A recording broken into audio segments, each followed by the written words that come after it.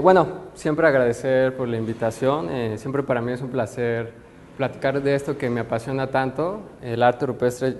Por ahí del 2004 yo empecé a estudiar arqueología y afortunadamente había por ahí una optativa que daba un profesor Ramón Viñas. Él es uno de los rupestrólogos, que es la manera que le llamamos a estas personas que se dedican a investigar el arte rupestre. Pues este profesor, uno de los, digamos, considero yo, investigadores más importantes de este tema en México. Sus trabajos sobre todos son de Baja California. No sé si han oído del arte rupestre de Baja California, que es como el más emblemático de eso. Vamos a mostrar algunas imágenes. Bueno, afortunadamente yo tomé clase con él y fue tan importante para mí y marcó tanto mi vida académica que decidí pues dedicar a la investigación de este tema, ¿no?, tan apasionante. Además de que yo siempre me he interesado por la arqueología del norte de México, ¿no? La idea un poco de esta presentación es más que nada mostrarles muchas imágenes y que ustedes se lleven, que sea muy ameno y que se lleven una buena impresión sobre esto. Y si de casualidad por ahí después ustedes se ven interesados en seguir leyendo, pues yo me veré muy satisfecho sobre eso, ¿no? Pero la idea también es quitar toda formalidad. Si ustedes tienen alguna pregunta, por favor, háganlo, de eso se trata mucho. Interrúmpanme, quejas, chilloteas, lo que sea. Eso es lo que a mí me motiva mucho, ¿no? Se trata un poco de eso, ¿no? En principio, bueno, les muestro una imagen de lo que últimamente Laura, que también me acompaña, que es arqueóloga, estábamos trabajando allá en Durango. Desafortunadamente no se ve tan bien, pero estamos trabajando justamente en una región al norte de la ciudad de Durango. Se llama el Valle de Guatimapé. Justamente estamos trabajando un cañón donde vemos representadas, digamos, todas las diferentes etapas de los grupos indígenas plasmadas a través de las imágenes de arte rupestre, ¿no?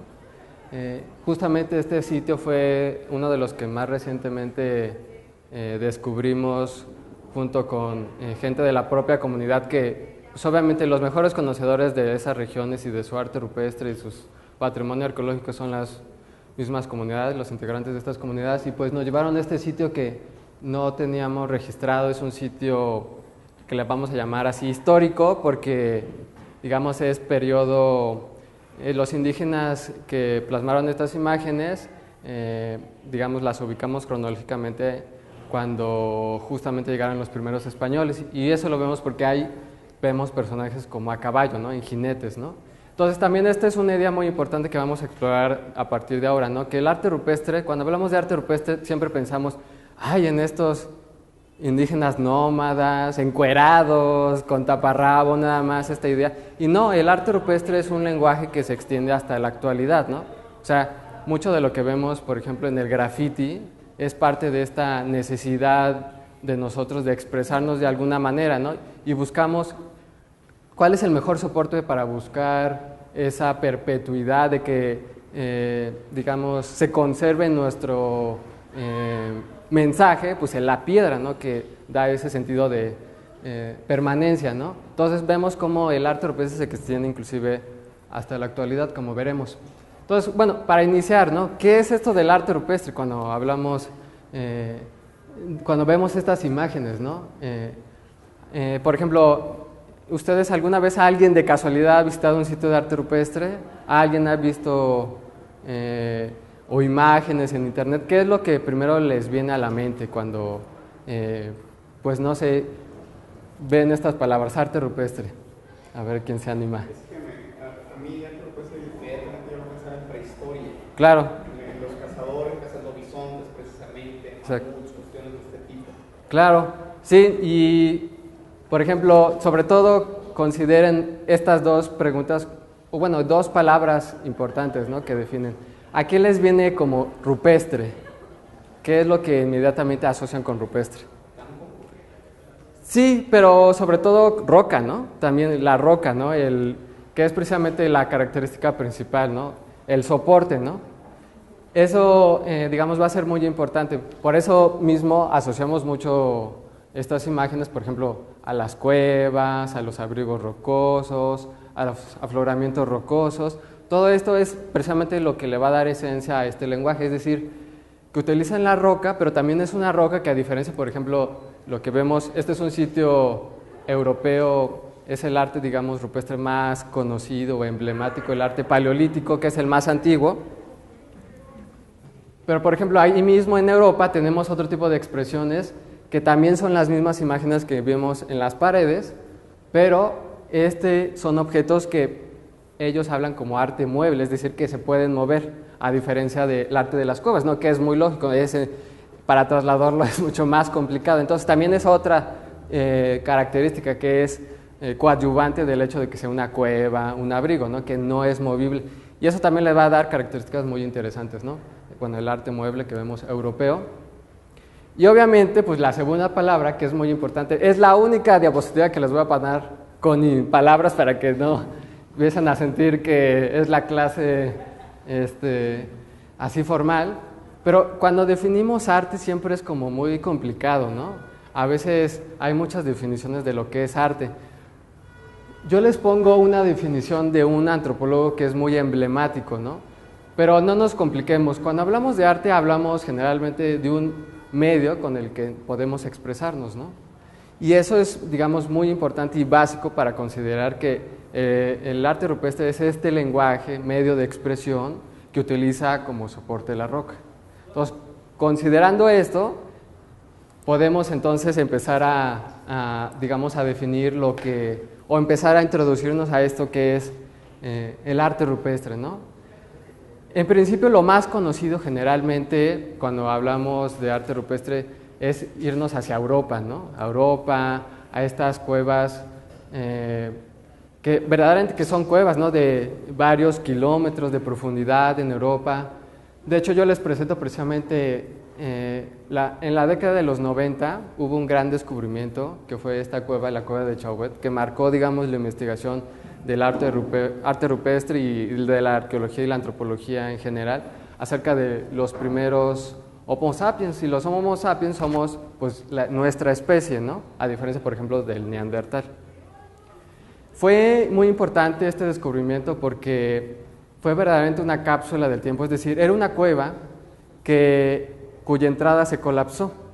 Entonces, después de colapsada, es decir, después de que ingresaron las últimas personas hace 30,000 años, además eso es algo muy importante porque se descubrió en la década de los 90 donde los métodos de fechamiento eran ya habían avanzado, se habían desarrollado, cosa que no había sucedido con cuevas anteriores. Entonces podíamos fechar directamente las imágenes y dar una idea que 30,000 años era una cosa impresionante, o sea, no sabíamos que estas expresiones que parece que se hubieran hecho ayer, sobre todo por el dinamismo, por la expresión, parece que fueran escenas así de cine, ¿no? Así vemos precisamente a los bisontes o a los rinocerontes, así como en un movimiento extremo, ¿no? Entonces, eso que para muchos era, pues, es que lo pintaron hace poquito, no, era de hace 30,000 años.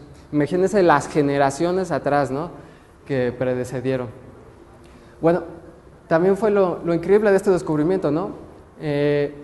No, a diferencia de otros de estos espacios, no se habían modificado, ¿no? Es decir, no habían sufrido el saqueo humano de épocas posteriores, porque como la entrada se había colapsado, entonces ya no había posibilidad de que pues digamos, se destruyera.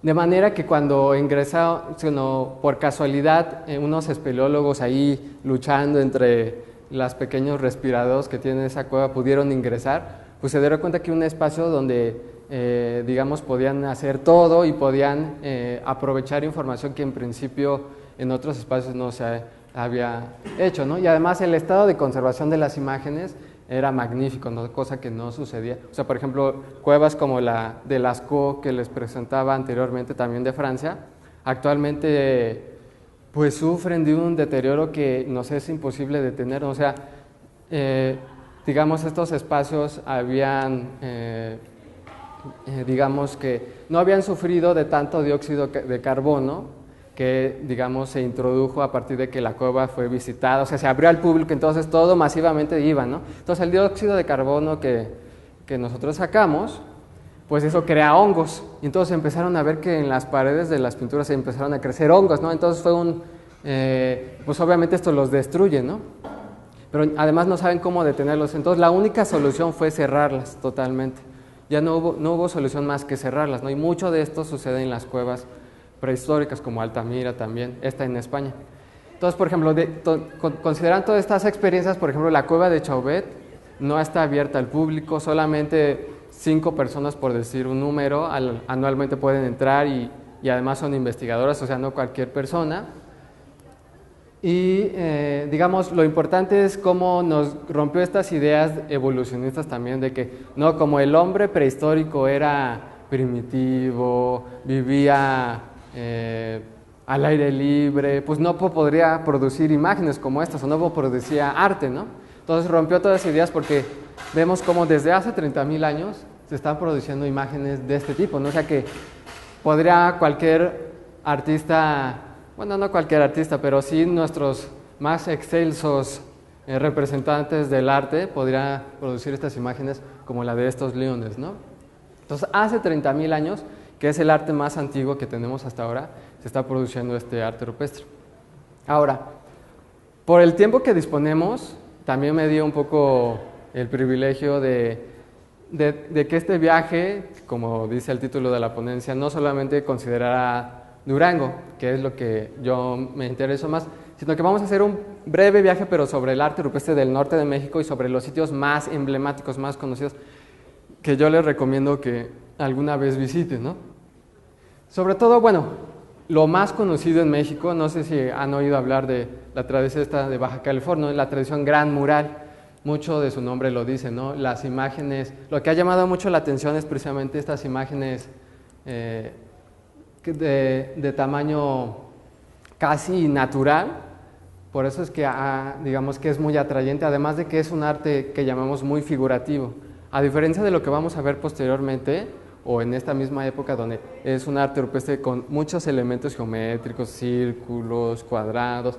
Aquí es un arte rupestre muy naturalista, sí, se trata de representar una visión fiel de la realidad. Entonces vemos a venados, vemos a personajes humanos que son casi, les comento, digamos, de tamaño natural, y donde también el diseño de las imágenes, sobre todo en torno al color, es como muy hermoso, muy atrayente, ¿no? Esos manejos de los rojos con los negros, ¿no? Lo hace muy hermoso. Les pongo esta imagen porque también el arte rupestre, algo que lo define, es la asociación que guarda con estos paisajes. O sea, por ejemplo, este cañón, ustedes les dará una idea de, a veces, la dificultad para acceder a estos lugares. Por ejemplo, este cañón se llama Sal Si Puedes. Entonces les da una idea de la dificultad para nosotros, más no para los indígenas, porque la manera en que ellos están adaptados a estos ambientes, pues lo hace súper accesible para ellos. Era muy cotidiano ir a la sierra, porque además hablamos de estos espacios, sobre todo no como espacios habitacionales, o sea, ellos no vivían ahí, sino que practicaban sus rituales o el mismo acto de pintar. A estos espacios iban solamente por eso, para pintar. Pero la integración que guardan precisamente las cuevas de los abrigos con el paisaje habla mucho también del papel, de la función de estos lugares. Es decir, iban a estos lugares precisamente por donde se encontraban y por eso pintaban ahí, ¿no?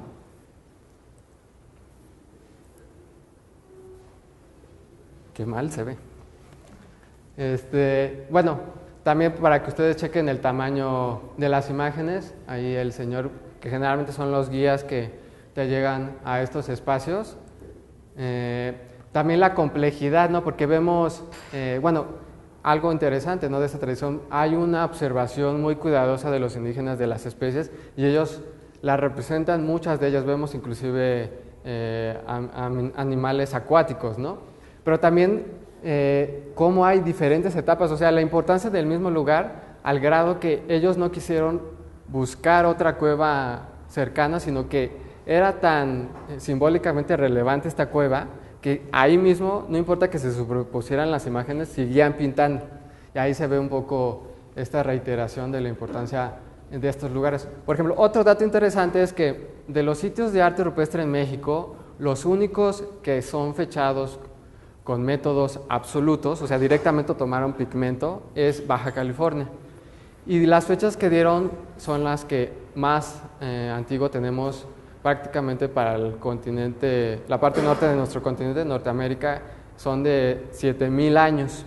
Entonces estamos hablando que aproximadamente los autores de estas imágenes son los primeros pobladores de América, más o menos.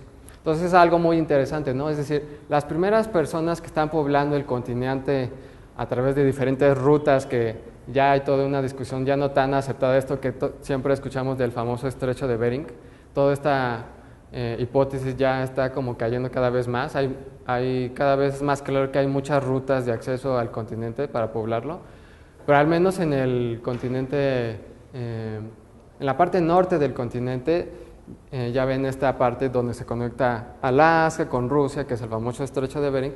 Las últimas oleadas, porque además son varias oleadas, no es solamente una, la última oleada de poblamiento es más o menos por el 10.000.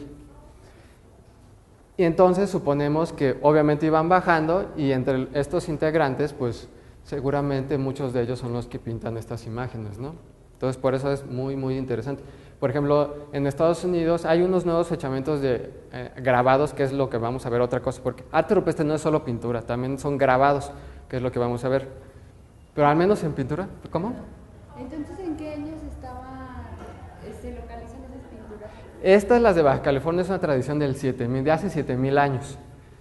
Entonces eso, digamos, lo hace como una de las expresiones más antiguas. Sí, es muy impresionante. Hay unos grabados que sí tienen cerca de 11.000, pero siempre esos echamientos de grabados son todavía muy experimentales. Es complicado, ¿no? Ajá.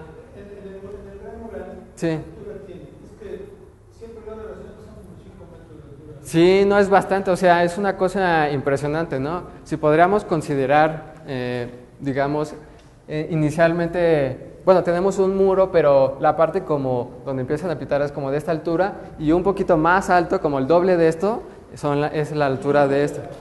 Sí, no es, o sea, las imágenes no le hace justicia a estos espacios, ¿no? De hecho, ninguna imagen, siempre cuando uno está acostumbrado a visitar estos espacios de arte rupestre, cuando ya los ve en foto, sí dice, pues no puedo captar lo magnífico y maravilloso que son estos espacios. Bueno, pero de alguna manera, pues hay que hacerlo, ¿no? Y de hecho, esa es lo que ha desarrollado mucho la investigación en este tema, el hecho de que tenemos la fotografía digital, ¿no? Que, por ejemplo, hasta hace muy poco, yo me veo muy joven, yo sé, pero bueno, ya a mis 30 años todavía me tocó que trabajáramos con la fotografía analógica y sí era muy distinto tener pues la practicidad de una cámara digital, que pues tomamos todas las fotos que queremos, nos podemos equivocar, pero tenemos esta facilidad de como difundir el trabajo o de hacer dibujos de estas imágenes, que es una tarea muy importante. Bueno, otro sitio también emblemático en el norte de México es este que se encuentra justamente a las afueras de la ciudad de Monterrey, en Nuevo León. Es Boca de Potrerillos. Es un sitio que a semejanza también, por ejemplo, de la tradición Gran Mural, los autores son estos pueblos cazadores-recolectores, es decir, estos grupos que tenían un modo de vida como los primeros pobladores de América, dice que se dedicaban, o sea, no practicaban la agricultura, sino que iban de un lugar a otro de acuerdo a las estaciones, o sea, no iban así al azar, sino ellos tenían su patrón de recolección de alimentos y de caza muy cuidadosamente y determinada por las épocas del año, iban a buscar ciertos frutos o ciertos alimentos, es decir, en cierta época buscaban que en la sierra ya se estaba dando tal fruto, ¿no? Entonces, bueno, vamos en esa época a la sierra y recolectamos ese fruto. Pero en otra época donde hay más sequía, sabemos que en tal lugar hay agua, entonces vamos a ese lugar y así iban. Pero no es que pues era una cuestión azarosa, sino que tenían, digamos, un control muy sofisticado acerca de su patrón de movimiento, ¿no? O sea, no era así azaroso, ¿no? Lo que quiero decir es que rompamos con esta idea, ¿no? De que los grupos cazadores-recolectores no tenían tecnología, no era lo mismo que lo que nos vanagloriamos, ¿no? De los grupos de Mesoamérica con sus pinturas. No, o sea, ellos tenían un avance tecnológico, cultural, igual que estos grupos de Mesoamérica, nada más que las condiciones ambientales a las que ellos se enfrentaban no les permitía practicar una agricultura, no les permitía asentarse en pueblos, como nosotros los hacemos o como las comunidades las vemos, porque la agricultura no se podía practicar ahí, o sea, no llovía, y lo vemos así en lugares como Boca de Potrerillos, donde las sequías no permite tener un patrón de agricultura, que sí cultivaban, esa es otra cosa. Los cazadores-recolectores sí cultivaban, o sea, sí sabían cultivar maíz o diferentes vegetales, pero no lo hacían como patrón, no les permitían las condiciones ambientales. Bueno, algo interesante, ¿no? Boca de Potrerillos lo que lo hace también increíble es que es un sitio con miles de grabados. Ustedes pueden ver cómo son dos grandes crestas y al centro hay un promontorio, que no se ve nada, pero créanme. Estas crestas, pues está formada por afloramientos rocosos. Cada una de estas malditas piedras tiene grabados, cientos y cientos de grabados hay. Ya les imagino cómo no se ha podido concluir un registro de estas características. También nos habla eso, por ejemplo, pónganse a pensar, para realizar todas esas imágenes, miles y miles de años de grabar, es pues verdaderamente como una biblioteca de la prehistoria, ¿no? Donde, por ejemplo, vemos imágenes muy distintas a la tradición gran mural. Vemos, sobre todo, lo que predomina son elementos geométricos, vemos círculos concéntricos, vemos así como muchos puntos, ¿no? Y como acomodados, o sea, que no son casuales, ¿no? O sea, no es el acto de grabar por grabar, ¿no? Los mejores trabajos que se han realizado en esta región son los de un buen amigo, él se llama William Breen Murray, él arqueólogo, antropólogo también. Él ha podido dar a conocer que precisamente estas configuraciones de puntos, que como veíamos anteriormente y que ya me adelanté, bueno, de hecho las vemos ahí muy claramente también. Estas configuraciones de punto, cuando él se puso a analizar precisamente la numeración, se dio cuenta que había una repetición constante en el número de puntos. Después pudo ver cómo estas se asociaban, por ejemplo, a la representación de cornamentas de venado, lo que le dio un indicio que estos grupos de cazadores-recolectores, nuevamente repito, hacían registros muy concretos pues del tiempo, o sea, desde el hecho de contar los días, pero también de los días en relación a la aparición de la luna, es decir, del famoso, así como tenemos el mes que está en relación al movimiento del sol, pues también hay un conteo del movimiento de la luna, al cual se le llama también un mes sinódico. ¿Y por qué observaban a la luna?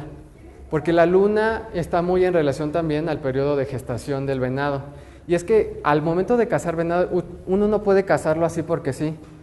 Porque, por ejemplo, si uno lo caza cuando precisamente va a criar, pues es muy fácil que al poco tiempo pues ya no permitan reproducirse al venado. Entonces, pues termina con la especie y no está solo el hecho de que se acaba la especie misma, sino que pues se acaba nuestro alimento. Si tú, cazador-recolector, te alimentas sobre todo de venado y te acabas las presas, pues estás determinando el fin de tu propia tribu o especie, ¿no? Entonces, para ellos, o sea, imagínense ustedes la meticulosidad en que ellos se integraban a su entorno, que, digamos, registraban a partir del movimiento de la luna cuando el venado iba a tener sus crías, para entonces no cazarlo. Y eso lo vemos precisamente registrado en las imágenes de arte rupestre, ¿no? Esos registros del conteo de los días en relación a la luna.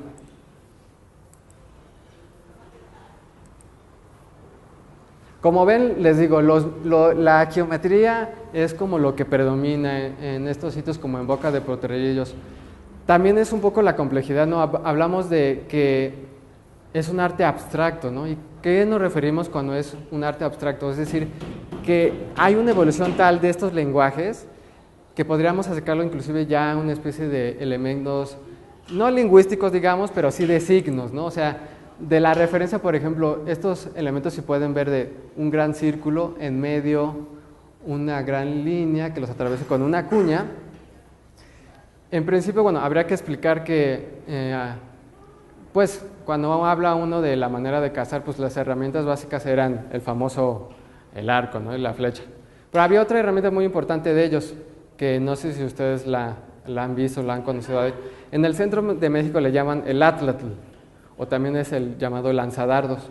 Es una gran vara donde se sitúa, digamos, la flecha, y justamente la cuñita, ahí se posiciona, digamos, la caña o el arco, de manera que con un movimiento muy ligero puede a uno lanzar esta flecha, y es otra manera, otro tipo de herramienta con la que ellos cazaban. Claro que aquí, por ejemplo, el circo de en medio es también un contrapeso que les servía, que posiciona en medio, y ahí está súper exagerado, lo que habla un poco de este simbolismo que están ellos adquiriendo o adjudicando a estas imágenes, ¿no? Es decir, estamos hablando de que ellos están representando sus herramientas, pero no porque estén representando las herramientas de en sí, sino que esta imagen seguramente los asociaba a otro concepto que puede estar relacionado con la caza ritual, o sí con la caza del venado, pero no como un acto nada más de alimenticio, así de voy a representar el acto cotidiano, sino porque a lo mejor ese venado que vemos representado no era un venado como todos los que ellos veían diariamente, sino era un venado ancestro, ¿no? Entonces, digamos que las imágenes pasan a otro nivel, que es la mera representación naturalista. Esta imagen también es como muy emblemática de ahí de Boca de Potrerillos, casi no se ve, pero también es un conteo, ¿no? Y ha servido mucho a este investigador William B. Remuyo para dar una idea del famoso mes sinódico. Yo les recomiendo que, si ustedes están interesados, revisen el trabajo de él. Sí, William Breen Murray. Yo lo noto, sí.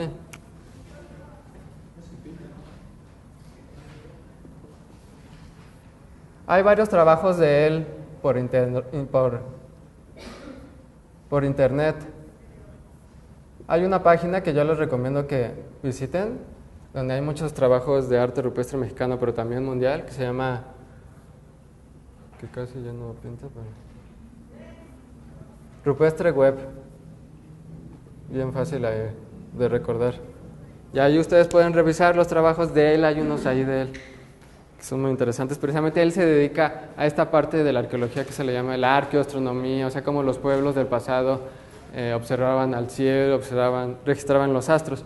Precisamente es otro caso que él registra, ¿no? Como precisamente esta piedra donde vemos un elemento pues muy asociado a lo solar, justamente él estuvo observando y tomó registros y dio cuenta cómo el sol, justamente rumbo a ese horizonte, salen los equinoccios, ¿no?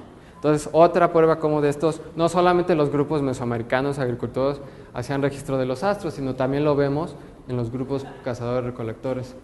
También este es como otro caso emblemático, estamos como en una de las crestas, vemos varios elementos circulares así divididos internamente, que generalmente uno cuando ve esos elementos son, le llamamos como cosmogramas, o sea, es una manera de representar cómo dividían el cosmos, el universo, ¿no? Y justamente esa piedra que se alinea casi, desde esta dirección no se alinea tanto, pero se alinea mucho y además parece que dibuja la cresta, ¿no? de atrás. Y también está relacionada con la observación de la estrella polar, que es una estrella que, si alguna vez han leído un poco sobre ella, es la que nos marca el norte, justamente. Entonces, una referencia, aunque uno no, bueno, sea de noche, pues una manera de orientarse precisamente es con la estrella polar.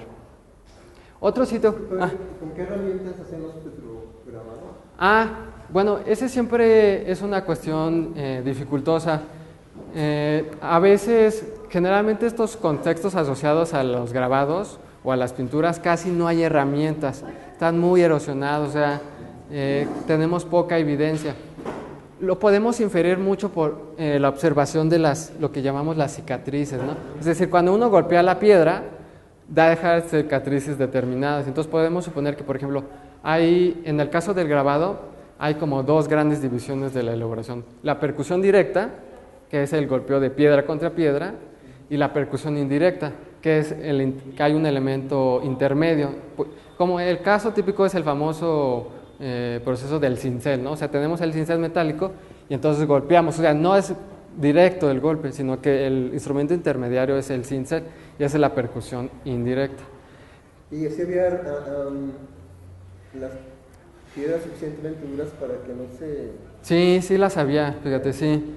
Sí hay, bueno, por ejemplo, en el caso de Boca de Potrerillos, creo que son rocas areniscas, no tan duras. Bueno, las rocas areniscas son rocas sedimentarias, y Laura me puede corregir, que se producen precisamente los sedimentos de los ríos que van erosionando, posteriormente por la presión y las temperaturas, se van compactando. Todos forman estas rocas que parecen arena. precisamente por eso el nombre. Entonces no son tan difíciles de trabajar. Hay otras que sí son más complicadas, algunas rocas metamórficas, como por ejemplo, este es otro sitio emblemático en Sonora que se llama La Proveedora, también es muy semejante a Boca, al aspecto que también es esta gran loma con piedra tras piedra tras piedra de grabados. Este es una roca metamórfica, no tengo bien el dato, pero este tipo de rocas también son, bueno, en este caso sí son muy duras, entonces se piensa más en utilizar pues la misma piedra como percutor, ¿no? Para lograr esos detalles. Porque además, en muchos casos ven cómo son trazos muy delgados, ¿sí? No digo.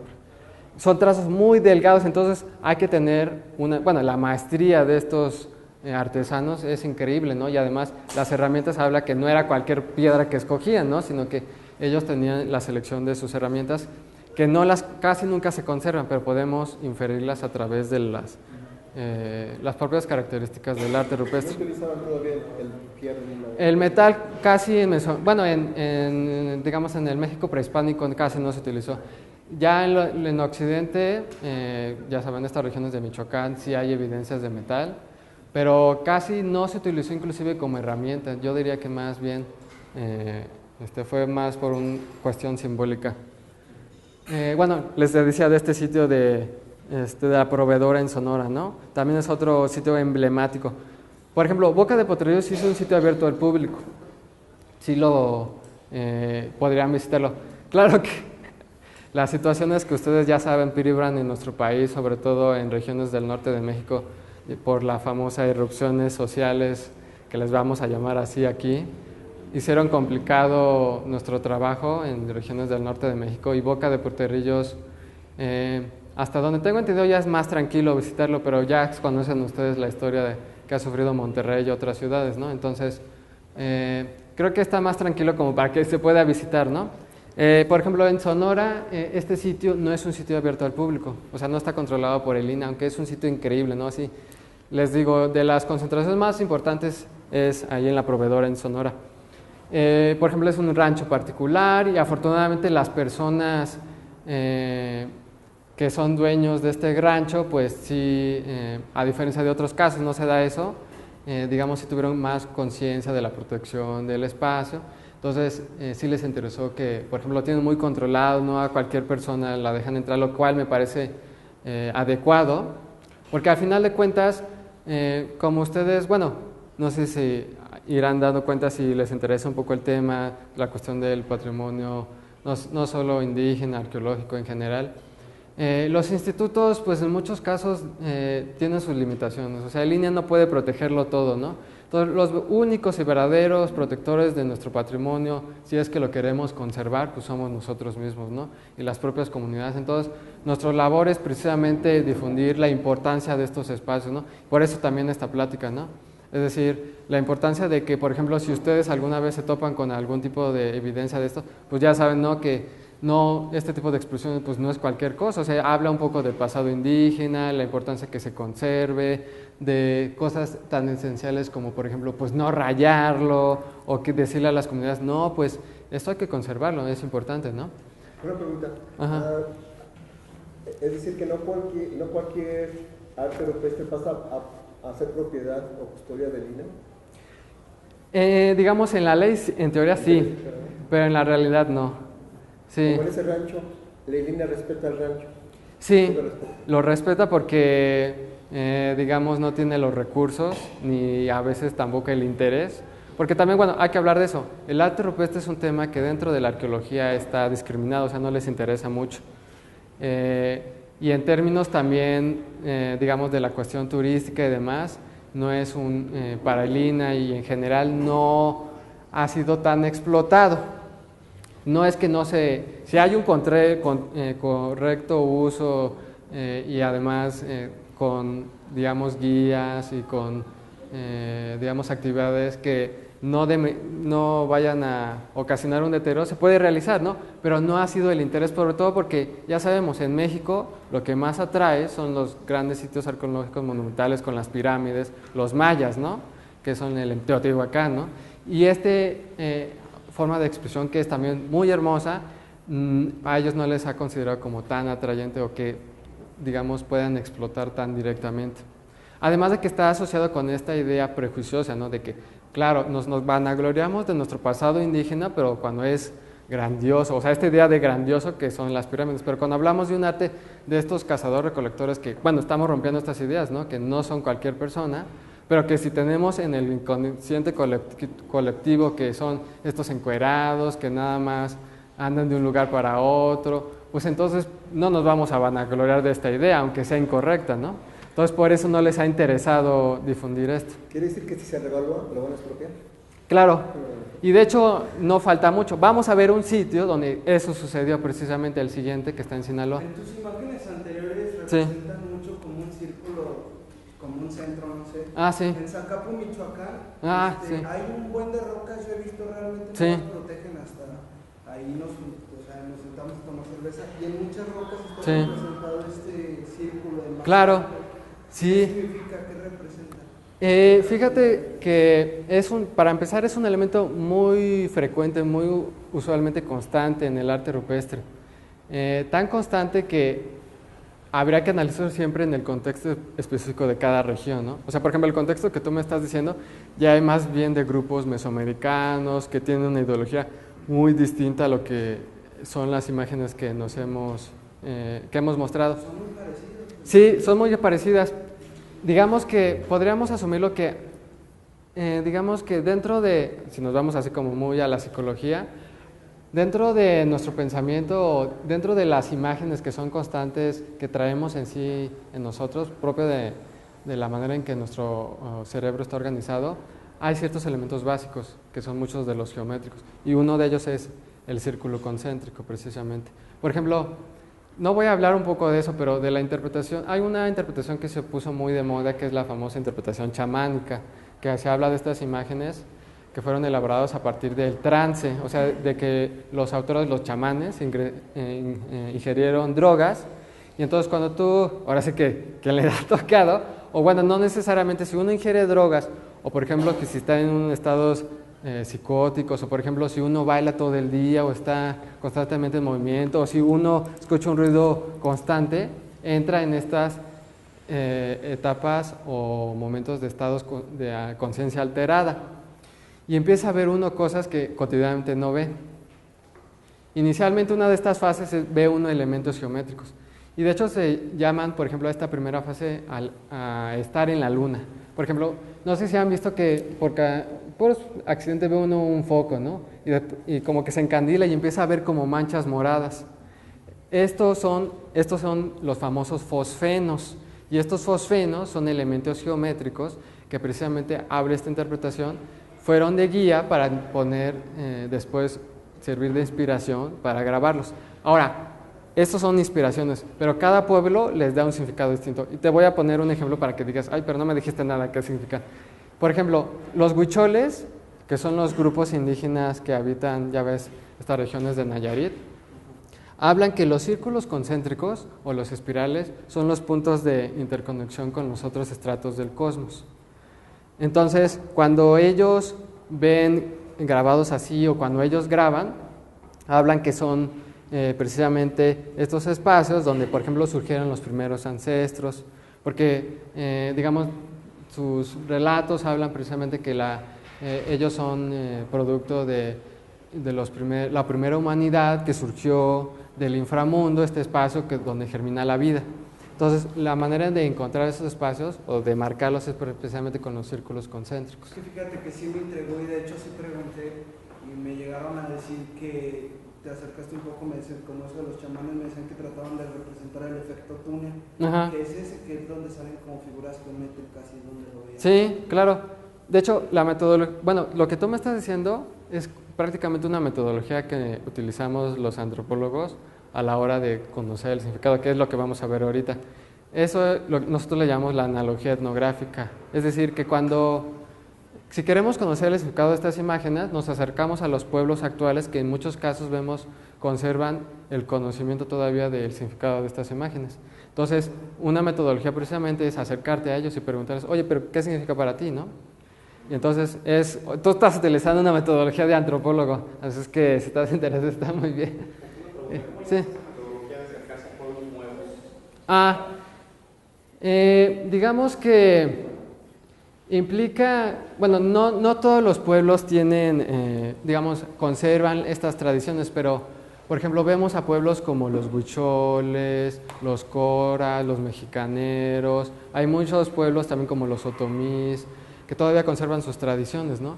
Y que vemos que todavía inclusive emplean estas mismas imágenes, por ejemplo, en sus textiles, en sus cerámica.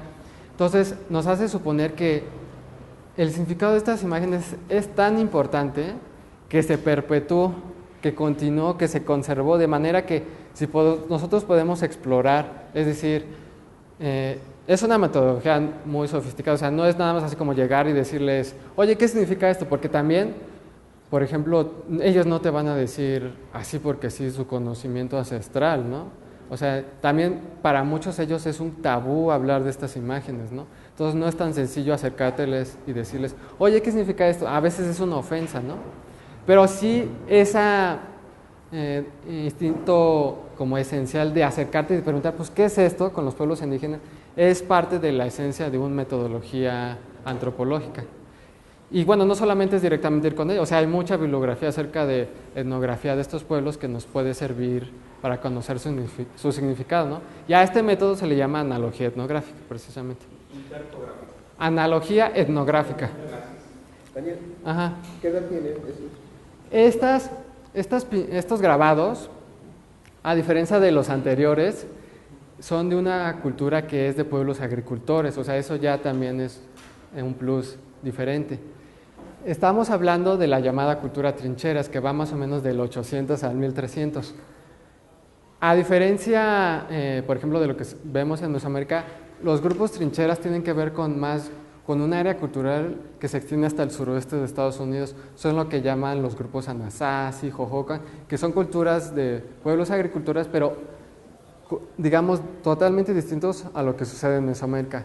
Eso sí, en constante comunicación con los pueblos mesoamericanos, pero de culturas muy distintas.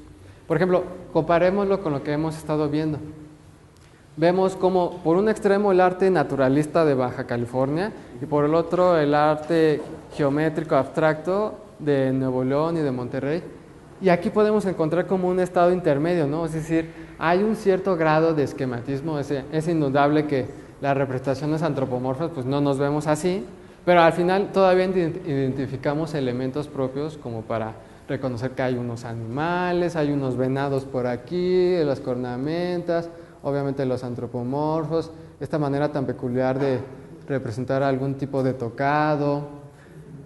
También vemos ya elementos pues ya muy abstractos, o sea, de conceptos como estos cuadrangulares que... incluyen los miembros también. ¿Dice sobre el pene? Sí.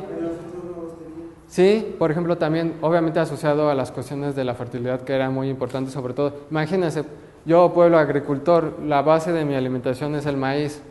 Si no llueve, pues me amolé, ¿no? Entonces, todo esto lo asociaban, pues obviamente, a la fertilidad. ¿Y qué más está asociado a la fertilidad que la sexualidad, ¿no? Entonces, en asociación a ahora sí que fertilidad de nosotros mismos, está también asociada a la fertilidad de la naturaleza.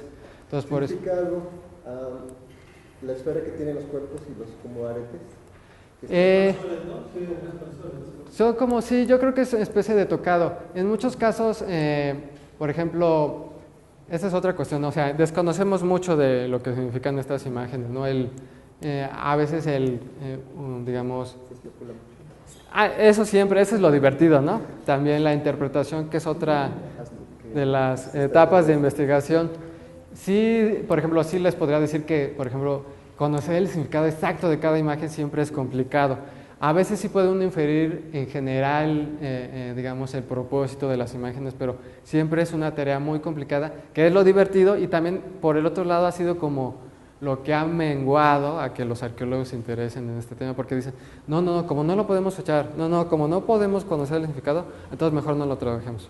Entonces eso ha menguado, cosa que también es un mito, porque no es cierto, ¿no? Ya sabemos fecharlo, sí podemos fecharlo con otros métodos que van más allá de tomar muestras, fechándolo a través de los contextos, excavando, asociarnos a los materiales, podemos también considerar cuál es la temporalidad. O sea, por ejemplo, esto que les decía, sabemos que esta cultura abarcó del 800 al 700, entonces por lo menos sabemos que es de esa temporalidad.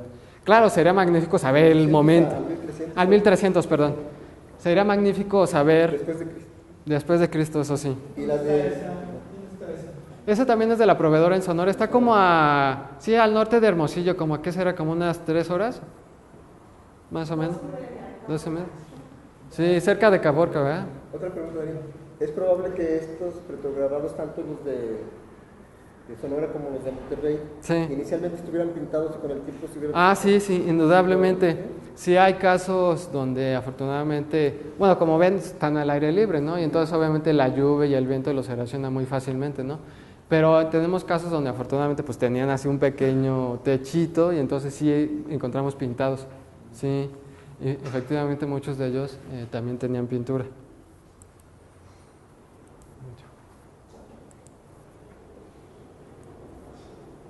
Bueno, o también, por ejemplo, el caso, así como desde arriba de la loma vemos algunos motivos también figurativos, o sea, como sí podemos reconocer en este caso sí, algunas figuras de animales, en este caso una tortuga, ¿no?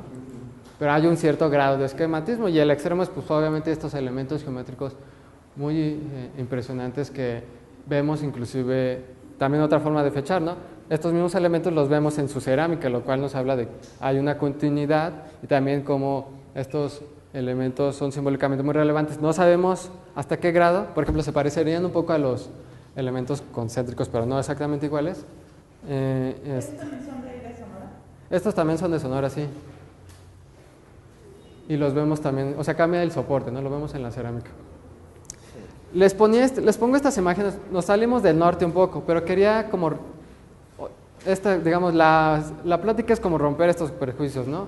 Es decir, el arte rupestre no es solo cazador-recolector. En Mesoamérica también tenemos arte rupestre. Por ejemplo, ¿cuál es tu nombre? Alan. Por ejemplo, Alan ya nos dijo otro ejemplo, ¿no? Allá en Michoacán, donde vemos imágenes, círculos concéntricos, que también es una región, pues ya ven, muy propia mesoamericana, de los tarascos. Y vemos otro ejemplo de cómo el arte rupestre es de distintos pueblos, ¿no? Y hasta la actualidad, vamos a llevar hasta la actualidad, pero, por ejemplo, algo clásico, ¿no? Así que estamos como los que estamos acostumbrados a trabajar arqueología, los elementos típicos como que nuevamente reconocemos del arte olmeca. O sea, por ejemplo, tenemos, ya ven, la famosa cultura madre, ¿no? Con las cabezas colosales. Pues también tenemos arte rupestre en estas cuevas, por ejemplo, en Guerrero, en Juxtlahuaca. También, bueno, otra cosa que se está rompiendo con esta idea, ¿no? Que la cultura olmeca no solamente se distribuye en Tabasco, sino vemos que es como un lenguaje, un estilo que se expande en buenas partes de la región de Mesoamérica, hasta Guerrero inclusive, ¿no? Y en una cueva, en una verdadera cueva, encontramos imágenes muy propias del estilo olmeca, ¿no? Con el uso de la serpiente que es tan imprescindible en Mesoamérica, ¿no? Que tiene simbolismos asociados, bueno, muchos, ¿no? Pero entre ellos con el inframundo, ¿no? Entonces esta asociación, ¿no? De encontrar en una cueva la serpiente, una escena en donde vemos al gobernante precisamente como además en una especie de sacrificio, o sea, esta idea de que el inframundo es el espacio de los ancestros, donde se legitima el poder del gobernante, por eso no es casual que se representó esta escena, ¿no? Donde él legitima precisamente su autoridad. Otro ejemplo de arte maya, por ejemplo, en arte rupestre, en este caso en la cueva de Joljá, en Chiapas, ¿no? Para que veamos cómo es un lenguaje muy extenso. Por ejemplo, está este otro sitio en Sinaloa, Las Labradas. Es un sitio que hasta hace muy poco nadie le interesaba, es decir, digamos, no había tantos estudios formalmente, pero lo increíble fue que, pues obviamente imagínense, un sitio en la playa, en Sinaloa, cerca de Mazatlán. Mazatlán tiene muy pocos sitios abiertos al público, creo que Las Labradas es el único. Hay una se llama, está cerquita, pero es un basamento chico. Pero sí hay uno. Entonces imagínense pues el atractivo, ¿no? Entonces obviamente primero construyeron hoteles y ya después abrieron el sitio abierto al público, ¿no? Y no está mal combinar esos dos aspectos, ¿no? Pero que eso no sea contraproducente con la conservación de estos espacios que generalmente, pues, desgraciadamente, pues se destruyen, ¿no? Entonces, por ejemplo, yo siempre cuando les hablo de las labradas les digo, pues vayan a verlo antes de que los turistas se lo acaben, ¿no? Sobre todo consideren, por ejemplo, un sitio, es lo impresionante, ¿no? Que es un sitio en la playa con estas imágenes grabadas, donde pues obviamente se hacen caminos, ¿no? Para que la gente no pise las piedras, pero pues a veces es inevitable, entonces pues eso poco a poco pues va destruyéndolas, ¿no? Vemos una tradición que si bien los trabajos están en curso, me parece a mí que es de tradición mesoamericana, o sea, son elementos que digamos, también encontramos en la cerámica de esta región de Occidente. Si bien hace falta todavía muchos trabajos para pues, hablar de quiénes son los autores, de la cronología, pero sí es impresionante, ¿no? Un sitio en la playa. Y además consideren este aspecto simbólico, ¿no? Que por ejemplo son piedras que obviamente no siempre podemos ver, o sea, el crecer y decrecer de la marea determina que podamos o no ver los grabados, ¿no? Entonces eso seguramente fue determinante para que estas personas decidieran grabar en estos espacios, ¿no? Ya hablo mucho también del aspecto simbólico, ¿no? Y precisamente por eso les pongo esta imagen. Si consideramos, por ejemplo, los huicholes hacen anualmente una gran peregrinación. La más conocida, ya saben, es la de Wirikuta, a esta región de Real del 14 en San Luis Potosí. Pero también está esta otra peregrinación que es a la costa del Pacífico precisamente, que es este punto asociado a donde la primera humanidad surgió, de los ancestros que surgieron del mar. Y justamente donde ven esa piedra es para ellos muy relevante porque es ahí donde vive pues la diosa madre, la que los creó, donde surgieron los primeros ancestros. Entonces esta idea del mar como el mar primordial, donde, les repito, surgen los primeros ancestros, ¿no? Entonces anualmente ellos van, hacen esta peregrinación, dejan ofrenda, inclusive hacen grabados. Entonces, por un lado me permite ilustrar esta idea de cómo la analogía etnográfica, o sea, las tradiciones de los grupos indígenas nos permiten entender muchas de estas imágenes. ¿Qué parte está ahí? Ese es Sinaloa, si no me equivoco. Sí, Sinaloa. La piedra Aymara, si no me equivoco. Sí, ¿verdad? Sí, es muy importante.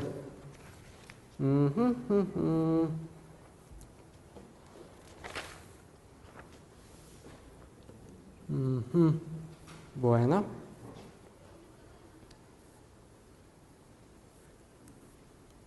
Bueno, y todo este preámbulo, que creo que espero les haya animado. Sí, es en San Blas, Nayarit, fíjate. Sí, y esta roca se llama Aramara. ¿Cómo? Aramara. Sí. Sí, precisamente. Yo lo que siempre les recomiendo para, si ustedes están interesados en conocer las tradiciones de los huicholes, o sea, los trabajos emblemáticos son los de Johannes, que tiene su nombre, él es austriaco, si no me equivoco, siempre me cuesta trabajo pronunciar su nombre, pero Neurath se escribe, y por ejemplo todos sus publicaciones los pueden encontrar en internet, también es...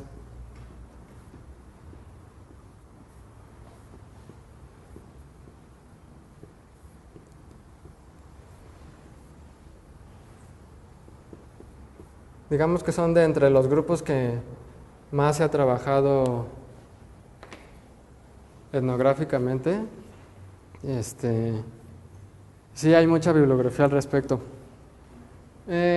Todo este preámbulo, un poco para hablar un poco de lo que yo realmente, digamos, la parte que yo me he concentrado más últimamente en esta región del noroccidente de Durango. Y aclaro esto porque pues Durango es un estado muy grande, ¿no? Y de hecho no alcanzamos todavía a comprender realmente la diversidad de nuestro arte rupestre, ¿no? Hay muchas regiones todavía que necesitamos trabajar, y en Durango pues conocemos 7 regiones, pero hay muchas partes que realmente desconocemos, ¿no?, de sus tradiciones.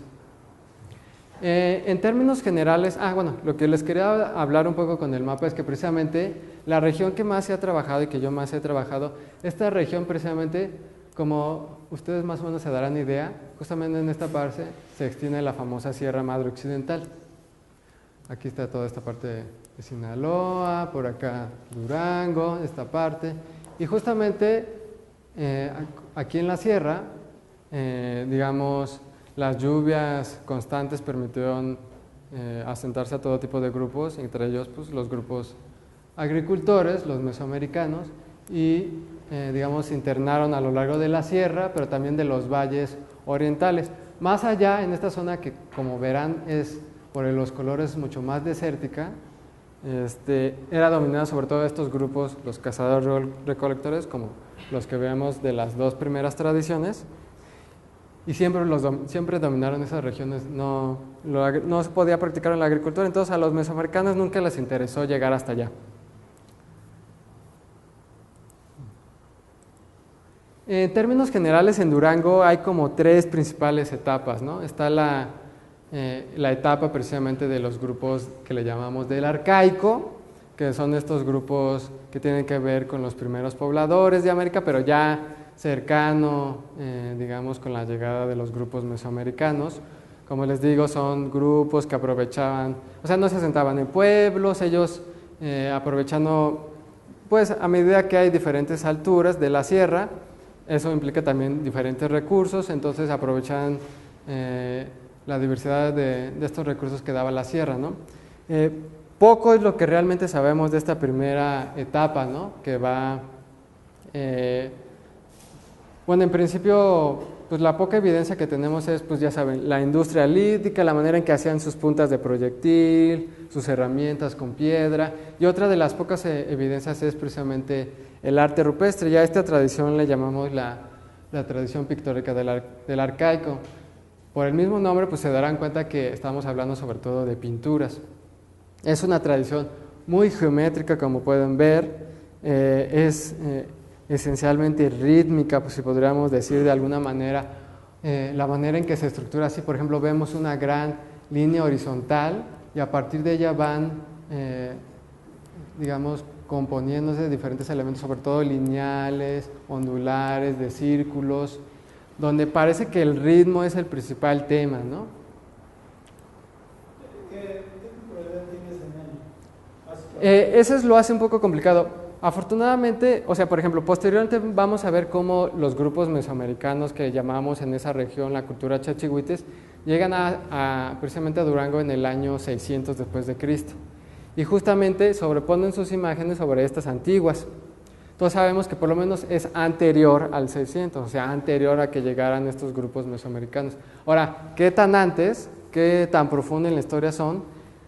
No podemos, todavía no tenemos fechamientos y también la cultura material es muy escasa, ¿no? De estos. Sí, y por ejemplo, es lo que les voy a hablar más adelante. Este tipo de tradición se asemeja mucho a otras que están sucediendo en Chihuahua o en el suroeste de Estados Unidos, ahí en Texas, Nuevo México, donde ellos sí tienen fechamientos con los materiales asociados y es muy semejante. Y ellos más o menos ubican precisamente en esta etapa que le llaman el arcaico tardío, que va del 1000 antes de Cristo al 500, 600 después de Cristo. Entonces sí coincide un poco con lo que estamos suponiendo que es la temporalidad de estas imágenes. Bueno, también compárenlo, o sea, estamos hablando, para que ustedes también tengan las dimensiones, piensen en Baja California, estamos hablando de 7000 años. Estas ni 1000 llegan. Bueno, son muy interesantes, pero también... Y también consideren cómo al principio estábamos hablando de Chauvet, del arte europeo, que son 30,000. O sea, las distancias que estamos considerando, ¿no?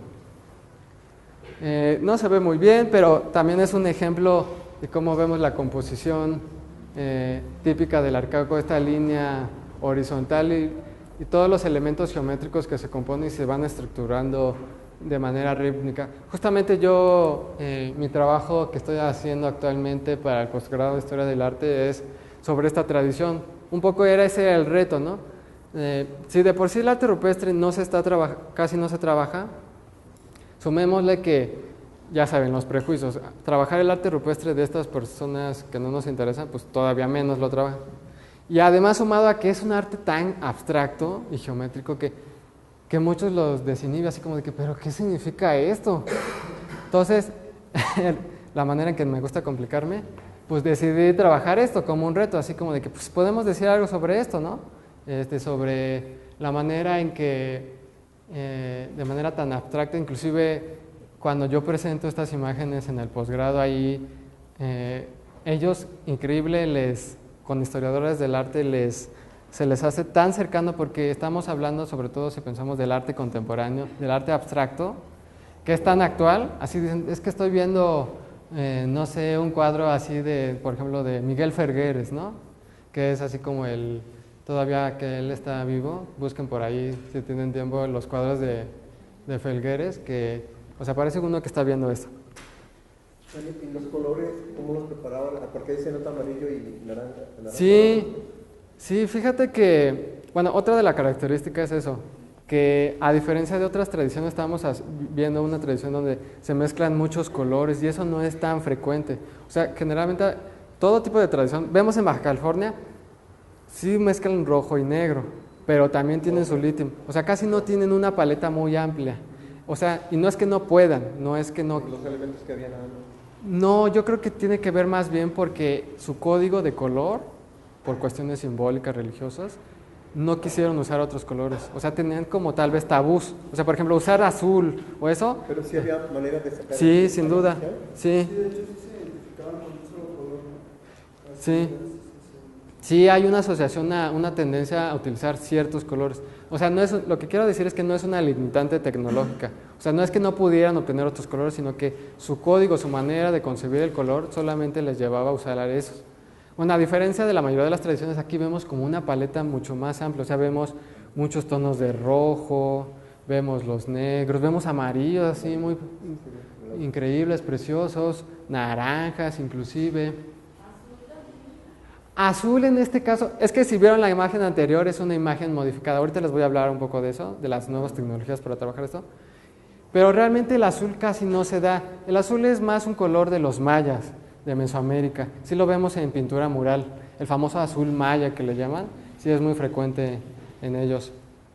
Y bueno, obviamente casi no se ha trabajado, y en esto que me preguntas, saber los componentes de las pinturas. En México casi no se ha trabajado. Hay trabajos digamos, en otras regiones, en Estados Unidos, y sabemos que sobre todo el colorante, o sea, dividamos en manera general, una pintura se divide en 3 elementos básicos: el colorante, el pigmento colorante, el aglutinante, que es el que da cohesión a todos, y está un adhesivo, que también le permite que se pegue a la roca. El aglutinante también lo permite. Entonces, cuando hablamos de colorante o de pigmento, es el que pues da, ahora sí que suena muy lógico, el color, ¿no? Y este puede ser mineral, es decir, los diferentes, ya saben, la hematita, todos estos elementos minerales, o también natural. Entonces, algún vegetal, no sé, inclusive se habla de la sangre misma. Pero aquí es la cuestión, es más probable que, dado las fechas de estas imágenes y nuevamente dado que están en ambientes con constante erosión, que el colorante sea mineral, porque muy pocas veces se conserva un elemento orgánico en esas condiciones, ¿no? Entonces seguramente sí los hubo, pero casi no se conservan. Ahora, los otros también son muy importantes, no me voy a profundizar en ellos, pero son los que permiten que se conserven. O sea, estas imágenes, por ejemplo, a mí me gusta mucho explicar eso, de que si uno pintara con grafite ahí, es más probable que el grafite se vaya con el tiempo a que estas pinturas. Y es que, o sea, eso habla mucho de eso, la tecnología que tenían estos grupos para que, o sea, la experimentación de que consiguieron aglutinantes o estos adherentes para que a pesar de que pasaron miles de años se sigan conservando, o sea, no se despeguen de la roca, pues habla mucho de su gran experiencia, ¿no? Porque ni nuestra pintura, que nos vanagloriamos que tenemos la super tecnología, es tan buena y se conserva tanto. Igual después les platico eso, pero por ejemplo, nada más para no profundizar, por ahí salió una noticia de esas que luego salen en Facebook, de que para proteger a uno de estos satélites, pues obviamente que mandan al espacio, se dieron cuenta que, por ejemplo, en estas cuevas del Paleolítico muchas de ellas estaban hechas con carbón para los negros.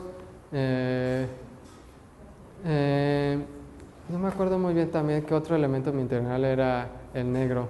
Pero después de analizar precisamente los componentes se dieron cuenta que pues permitía una conservación muy bien de la superficie rocosa.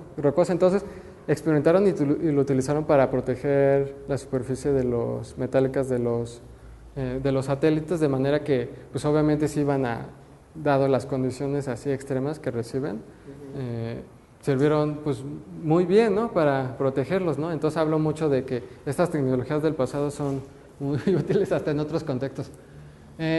Bueno, hablarles un poco de esto de la tecnología. Esto es lo que nos ha ayudado mucho también, ha promovido mucho la investigación del arte rupestre, ¿no? La fotografía digital, por ejemplo, el uso de estos programas como el Photoshop, inclusive programas especiales que se han creado que donde vemos casos en donde las imágenes ya casi no se ven nada, pero con estas modificaciones de computadora podemos, así es, saltan las pinturas, o sea, realmente nos ha permitido, digamos, hacer registros mucho más completos de las imágenes. Por ejemplo, todas las imágenes que van a ver con estas modificaciones es a través del programa D-Stretch. Este programa ustedes pueden buscarlo de internet, lo creó un matemático, casi ya ni se ve. Bueno. Lo buscan así en internet y es un programa gratuito que se puede bajar y ahí él te va enseñando con tutoriales cómo puedes modificar las imágenes, inclusive él te da ejemplos, o sea, tú puedes bajar, él te regala imágenes de arte rupestre de Baja California y tú puedes irlas modificando así con este programa. Y el programa es así súper intuitivo, así muy fácil de utilizar y esto ha revolucionado el estudio del arte rupestre, ¿no? Y además es gratuito para todos, entonces es magnífico. De hecho, todos mis compañeros, si van a ver las sesiones, las siguientes sesiones, todos lo van a usar, van a ver. Todos lo van a estar presentando, inclusive lo van a hablar, inclusive, si no me equivoco. Seguimos en la tradición esta del arcaico. Por ejemplo, una de las características, si bien hablamos de una tradición que es esencialmente geométrica, los pocos motivos figurativos que tiene casi no se ve aquí, pero es la intención siempre de representar grandes puntas de proyectil. O sea, sus puntas que utilizaban en el arco, la flecha o en el lanzadardos, aquí las pintan. De hecho, se ve mejor. Mejor la cambiamos. Aquí las vemos mejor. Las grandes puntas. O sea, sí vemos una tendencia hacia la abstracción, los elementos geométricos. Y de lo poco que es figurativo, vemos estos motivos de representar las puntas. ¿Para qué es? No estamos seguros. Tal vez a una asociación, no sé, por ejemplo, al momento de elaborar estas puntas, uno da cuenta que a la hora que se dedica a eso, que cada tribu, cada grupo tenía un patrón, una manera de hacer. O sea, esta manera de golpear la piedra habla mucho de, digamos, tecnologías que pasan de padre a hijo. Entonces, seguramente un grupo asociaba que yo hacía puntas de tal forma, de manera que la forma específica de hacer una punta podía estar asociada a un clan. Entonces, cuando yo pinto una punta de tales formas, digo, bueno, este sitio es de tal clan. Entonces, podríamos pensar en algo así, ¿no? Habría que explorar esas posibilidades, ¿no?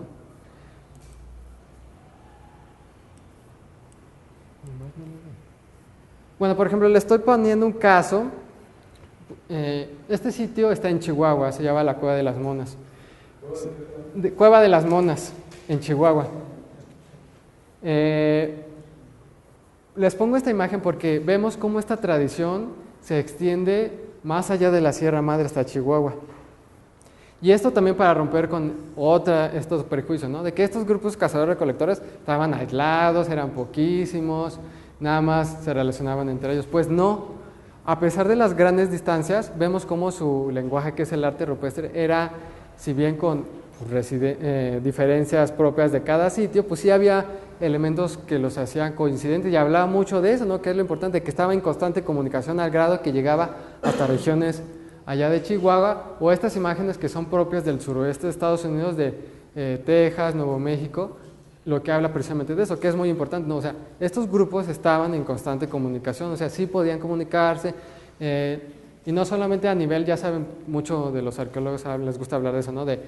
Del comercio y que comerciaban con esto, sino también a nivel de las ideas, o sea, comunicaban sus ideas, sus creencias, y seguramente estos espacios de arte rupestre los entrelazaban, ¿no? O sea, seguramente, pues, no sé, por poner un ejemplo, seguramente ellos tenían patrones en los de tal fecha iban a tal santuario a visitarlo y entonces los grupos de varias comunidades aledañas se reunían ahí. Entonces eso los entrelazaba y establecía un diálogo, al grado que, como les digo, llegó hasta el suroeste. Entonces, por ejemplo, este elemento clásico de la tradición de Durango lo vemos de las grandes puntas grabado en estas regiones de Texas.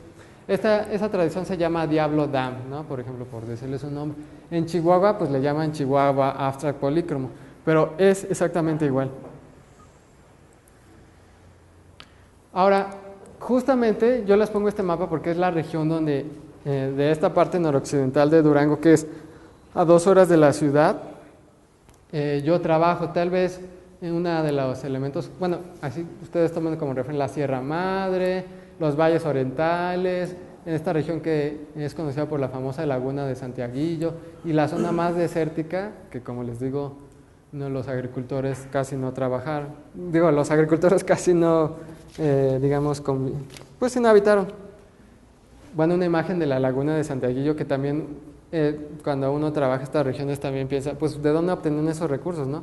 Pues una laguna con tales características, pues les daba recursos, pues ya saben, no tanto de aguas como de tierras de cultivo, pues los peces y demás, y eso era importante para vivir, ¿no? Pero lo era para los diferentes grupos, ¿no? Porque llegaron los mesoamericanos y los cazadores-recolectores dijeron, no, pues a mí no me van a quitar, ¿no? O sea, aquí hay recursos, ¿no? Entonces eso seguramente creó conflictos, que inclusive vemos a veces en las imágenes de arte rupestre. Este es el cañón que yo estoy trabajando, el cañón de Molino, junto con Laura, y que, lo interesante es cómo vemos.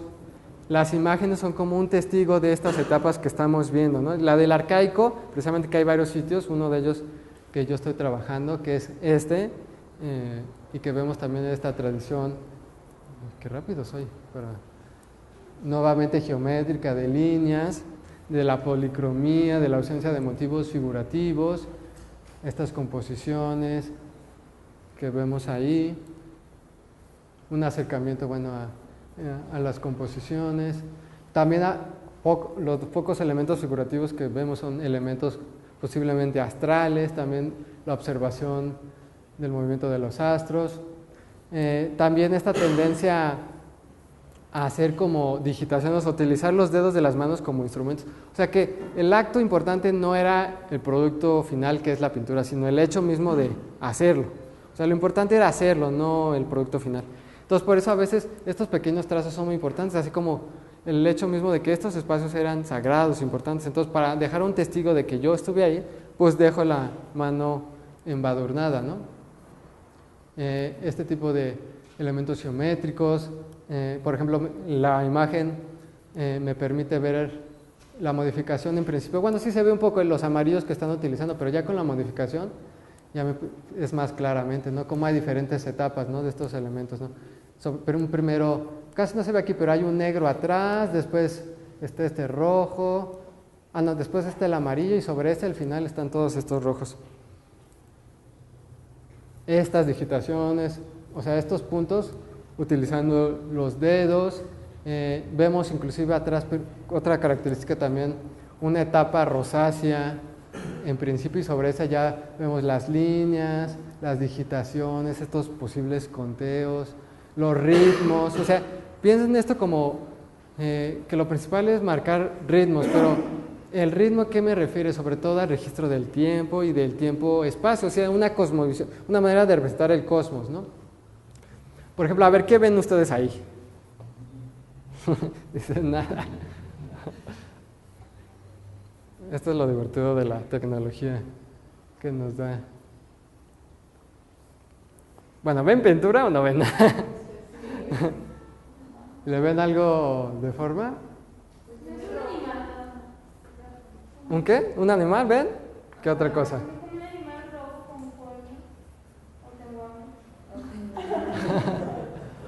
¿Qué otra cosa? O una escarabajo. Es como los dibujos de los psicólogos, ¿no? ¿Qué ve usted? Miren, fíjense.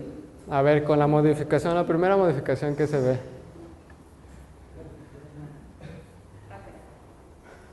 ¿Ya ven algo más?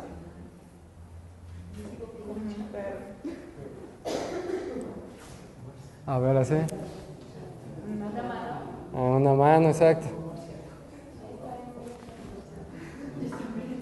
Es una mano, ¿no?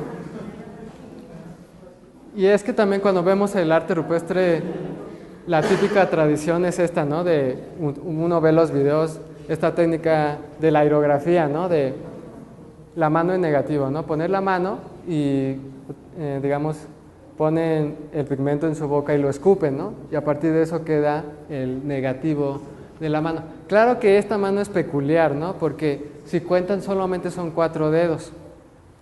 Que también es frecuente, ¿no? Que plegan algunos dedos, lo van a ver si por ahí de casualidad revisan el arte paleolítico, tienen a veces solamente ciertos, o sea, no son los dedos completos, ¿no? Entonces aquí estamos viendo que hay plegamiento también de dedos, además de que, bueno, la foto nos permite ver la técnica, ¿no? También las gotitas, ¿no? O sea, es muy claro precisamente que están usando esta técnica de la aerografía. En este caso, por el tipo, digamos, de evidencia, así como de las gotas tan, yo podría decir, controlada, seguramente están utilizando más bien un tubo, tal vez una rama o tal vez un hueso, porque si uno lo escupe, digamos, la salpicadura es menos controlada, ¿no? Entonces aquí seguramente, aunque sí es aerografía, están utilizando otro instrumento, ¿no?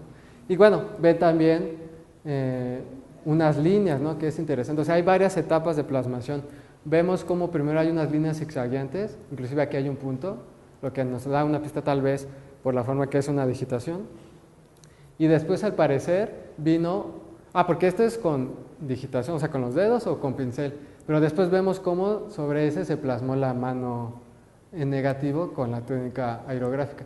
Y abajo de esta también hay unos trazos en negro muy mal definidos que parecen anteriores tanto a esas dos etapas en rojo. Bueno, ya me lo salté, pero inclusive aquí se ve mejor. Hay restos aquí, pero son muy, o sea, son como más bien la intención solamente de pintar. Bueno, y vamos a ir los más rápido. Bueno, la siguiente tradición es la chalchihuiteña, la de los grupos mesoamericanos. Como ven, es algo completamente distinto. Son grupos que practicaban la agricultura, con otra concepción también de representar el mundo, con una idea también más territorial, es decir, de dominio de los territorios. Y lo vemos a tal grado que si ustedes lo ven, aquí vemos la pintura original y acá el dibujo, vemos abajo una gran punta de proyectil del arcaico y sobre un venadito o un cuadrúpedo podrían decir, nos dicen, pero ¿venado de dónde? Bueno, sabemos que es venado porque a veces se representa en las cornamentas, pero manera tan peculiar de representarlo que vemos que solamente se contornea su figura, es un emblema de estos grupos que llamamos la cultura chalchihuiteña, los mesoamericanos, y que justamente no es casual, pintaron sobre la gran punta del arcaico, como una manera de decir, bueno, está bien, había grupos, o tú habitaste aquí, pero yo ya llegué y voy a pintar mis imágenes ahora. Es muy actual, ¿verdad? Si todavía sucede. Entonces, por ejemplo, los trabajos el que hemos llevado acá nos ha permitido dar cuenta que es, digamos, un emblema, esta manera muy peculiar de representar. Inclusive aquí sí lo pueden ver que trae la cornamenta del venado, pero constantemente lo vemos grabado, pintado, el emblema. Aquí es, por ejemplo, del mismo sitio anterior que le llaman la Mesa del Comal, allá en Durango, en la Sierra, donde predominan estas imágenes del arcaico, pero sobre ellas, o a veces, digamos, arriba o abajo de ellas, creando un nuevo discurso, ¿no? Una idea también para hablar, ¿qué es la cultura chalchihuiteña? Los grupos chalchihuiteños son esta cultura que más o menos por ahí, a inicios de nuestra era, migró al norte de México. No sabemos muy bien cuál es su punto de origen, pero una de las hipótesis habla que precisamente es esta zona del Bajío. que tiene que ver mucho con también los, ya si más o menos tienen idea, por ejemplo, en la Cuenca de México hizo erupción el Xitle, entonces eso ocasionó que mucha de esta población pues tuviera que retirarse. Y entonces buscó nuevas tierras, y entre ellas se cree que muchas de estas poblaciones, que también grupos tarascos migraron hacia el norte, en principio poblando la región de Zacatecas y Jalisco, del siglo cero al V, poblaron esta región de Zacatecas y de Jalisco, teniendo tal vez hipotéticamente como punto de origen Guanajuato, pero en una segunda etapa, por el año 600, poblaron toda esta región de Durango. Entonces, la temporalidad de los grupos mesoamericanos chalchilteños de Durango es del 600 más o menos al 1200. Del 600 al 1200 después de Cristo, todo eso. Por ejemplo, para tener una referencia de esta cultura, tal vez uno de los sitios más emblemáticos de la cultura de Chalchihuites, no sé si lo han oído hablar, es La Quemada en Zacatecas. No sé si alguien lo ha visitado. ¿Nadie? Bueno, pues ahí queda de tarea. También otro sitio, por ejemplo, Altavista, es de los más conocidos, también de estos sitios monumentales. La cultura chalchiteña son esta cultura de guerreros que se sentaban en las mesas de grandes cerros por fines de protección, y que también caracteriza este periodo que le llamamos el epiclásico, de constante inestabilidad, de guerra constante. Y que precisamente pues va a cambiar el entorno de lo que es Durango con lo que sucedía con estos pueblos cazadores recolectores. Bueno, algunas imágenes de este sitio emblemático de la cultura chalchiteña, que es La Quemada. Vemos en Durango el tipo de asentamiento, o sea, también es otra característica, si pueden ver, tenemos más evidencia material de ellos, porque pues ellos estaban más acostumbrados a dejarnos evidencias, pues se asentaban en pueblos, a diferencia de los nómadas, que pues son pocas las evidencias por su moda de vida, ¿no? Les pongo esta imagen otra vez del Cañón de Molino, donde yo trabajo, porque precisamente arriba en esta mesa, aunque no lo quieran creer, hay un gran asentamiento chalchihuiteño, y pues ustedes ya podrán inferir cuál es una de las razones que asentaron ahí, por fines pues esencialmente de protección, ¿no? ¿Protección contra qué? Pues ahí hay muchas hipótesis. Protección inclusive entre las mismas sociedades chalchiteñas, había un conflicto interno, inclusive también contra las sociedades cazador-recolectoras, y es que pues la abundancia de recursos hacía muy preciada el habitar ahí, ¿no? Por ejemplo, les pongo el plano de arriba de la mesa donde vemos todas las casas, digamos es de típico patrón de construcción muy de Mesoamérica, y lo que nos habla del origen así de un gran patio central y alrededor se construían las casas, ¿no? Y abajo también junto al río también vemos otro asentamiento complementario. Pero como ven es muy distinto a lo que estamos viendo anterior a lo cazador-recolector. Por ejemplo, los elementos que distinguen su tradición, ¿no? Los grandes cuadriláteros o que llamamos escudos, o sea, algo muy característico pues de estas sociedades guerreras chalchihuiteñas, ¿no? Inclusive vemos atrás de ellos lo que se asoma como la cabeza de los guerreros, ¿no? Con tocados así como de cornamentos, que es lo característico. Aquí vemos a un personaje portando un estandarte, ¿no? Los cuadriláteros, les repito, inclusive algunos vemos cómo están atrás. Muchos cuadriláteros, muchos de ellos grabados, también los encontramos pintados, con diseños internos que cada uno es diferente, lo que nos hace suponer que a lo mejor hacían referencia a los clanes internos en que se dividían las sociedades guerreras. También los temas de la fertilidad, ¿no? Asocian la constancia de representación de las vulvas o de pequeños canales alrededor de las rocas, asociados a esto del discurrir del agua. Aquí lo vemos también en estas rocas así, en afloramientos, al interior de los mismos asentamientos de estas poblaciones mesoamericanas. A diferencia del arcaico, también vemos ya representaciones más naturalistas de animales, ya lo veíamos con el personaje, el venadito que se elabora con 5 trazos solamente. Vemos aquí, si hay un cierto esquematismo, o sea, no son representaciones naturalistas, pero sí podemos identificar la representación de venados, de cánidos, inclusive de algunos antropomorfos muy esquemáticos que solamente se elaboraban con algunos trazos, ¿no? Pongan atención precisamente a este personaje, cómo vemos sus manos muy bien definidas con sus dedos, y lo que parece este tocado tan característico. Ahorita vamos a hablar de ellos. Bueno, otra escena con grandes cuadriláteros, pero vemos también a los animales ahí representados. Y por ejemplo, vemos precisamente uno de los personajes que caracterizan estas regiones y también del suroeste de Estados Unidos, es este personaje que vemos cómo sale de su boca un instrumento, una flauta al suponer, y además vemos cómo también se le representa el pene, ¿no? Que tiene el falo, ¿no? En asociación a toda esta cuestión de la fertilidad que para los agricultores era tan importante. Lo importante ha sido que hemos reconocido constantemente esta imagen de este personaje. Aquí lo vemos también, está ahí en el Cañón de Molino, donde, les repito, yo trabajo. Este sitio donde yo trabajé, vemos esta imagen de flautista, aunque cada vez me convenzo que no es tanto en este caso, pero por ejemplo, nos damos cuenta que en esas regiones tan lejanas, que nos parecen tan lejanas como Arizona, el sur, Texas, también es una imagen emblemática, ¿no? de su arte rupestre, de su pintura mural, de su cerámica, y que nos habla en principio de los constantes contactos también, ¿no? De estas sociedades, de también romper estos prejuicios, ¿no? De aislamiento que según parece que tenía, pero que no es verdad. Pero no solamente, inclusive en ese personaje, vemos como en esta imagen del sitio que yo pude trabajar tiene este característico peinado que inclusive también vemos en otras imágenes de arte rupestre del suroeste, en su cerámica, y la vemos precisamente en los grupos indígenas actuales, los Hopis. Vemos como a este tipo de objetos le llaman las muñecas cachinas, que son representaciones como de los espíritus intermediadores entre ellos y los dioses.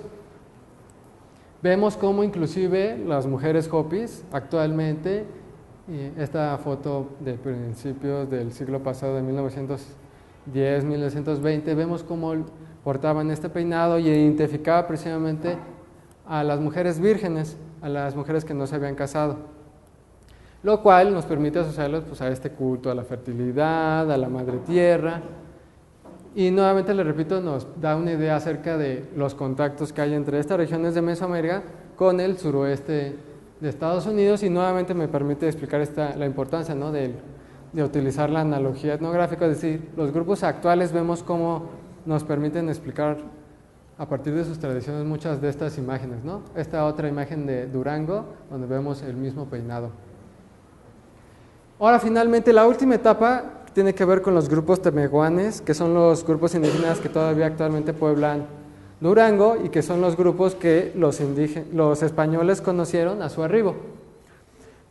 Son grupos también totalmente distintos no son grupos mesoamericanos, son grupos que tienen que más ver con las culturas de Sonora, de Chihuahua, y que precisamente los elementos que nos dieron pistas de que no tenían nada que ver con lo mesoamericano, porque hubo en principio propuestas de que no, estos grupos son como los civilizados mesoamericanos vinieron así como a civilizar, ¿no? Así como a ayudar para que ya no vivieran así nómadamente, ¿no? Entonces, después de trabajos arqueológicos mucho más concienzudos, se dio cuenta de que tenían, por ejemplo, patrones de enterramiento muy distintos. Comparemos, por ejemplo, nosotros usualmente en nuestra sociedad, nuestra tradición, tenemos de enterrar a nuestros muertos en espacios, digamos, separados de nuestra cotidianidad, el famoso panteón, ¿no? Por ejemplo, los mesoamericanos tenían la costumbre de enterrar a sus muertos en sus mismas casas. Entonces, cuando uno va a las casas, encuentra las casas pues, prehispánicas, es común que cuando hace una excavación, pues ahí mismo están los entierros, ¿no? Entonces, esta es muy importante, ¿no? Simbólicamente, como esta idea de convivir con tus ancestros, ¿no? Directo. O sea, todos los días ahí los veías, ¿no? Estás conviviendo con ellos. Ahora, si lo comparamos con los tepehuanes, ellos, un poco cercanos a nosotros, no enterraban a sus muertos en sus mismas casas, sino también tenían espacios anexos.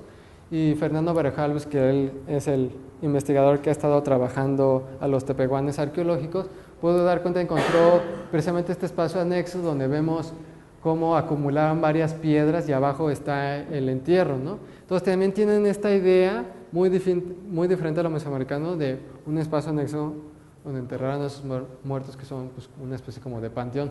Inclusive él pudo documentar cómo los grupos Pima, de Sonora y demás tienen costumbres muy semejantes, lo cual para él confirmó la idea de que los tepehuanes no eran originarios de esas regiones, sino aproximadamente en el 1300 ellos arribaron a Durango. No sabemos muy bien si cuando arribaron los grupos chalchihuiteños ya habían abandonado esas regiones, pero lo que sí es que marca otro cambio, digamos esa tercera etapa, ¿no? Inclusive, y también esto es importante porque también correspondió con lo que los lingüistas hablaban, ¿no? O sea, la lengua tepehuán tiene que más ver con los grupos que habitan estas regiones de Sonora, que les comento, más que con lo que está sucediendo al sur, al centro de Mesoamérica, ¿no? Lingüísticamente. Entonces todo correspondía. Por ejemplo, en el Cañón de Molino, nuevamente regresemos ahí, vemos también un espacio, aquí vemos una cueva donde los tepehuanes dejaron unas imágenes muy interesantes, porque nos habla de imágenes al interior de la cueva, aquí lo pueden ver. Las imágenes solamente se encuentran en esta parte, son muy pequeñas, no las van a ver desde aquí. Aquí ven a Fernando Berrojalben, él es, digamos, como, digamos, mi guía ahí en todas estas cuestiones de Durango, mi profesor, pues. Casi no se ven, si las ven ahí, por ejemplo, vamos a modificarlo.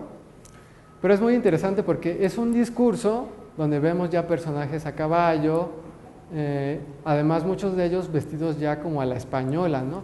Entonces es muy interesante porque estamos frente a un discurso en donde vemos reflejado la manera en que los indígenas están afrontando pues, los sucesos de cambio tan dramáticos que representó la conquista española, ¿no?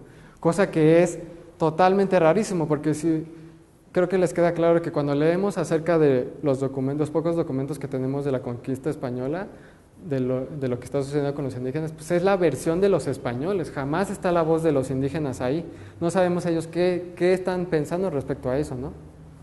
Todos nos suponemos, pero son suposiciones, y este texto, y quiero llamarle así texto o documento, nos está permitiendo precisamente eso, ver cómo lo estaban afrontando ellos, ¿no?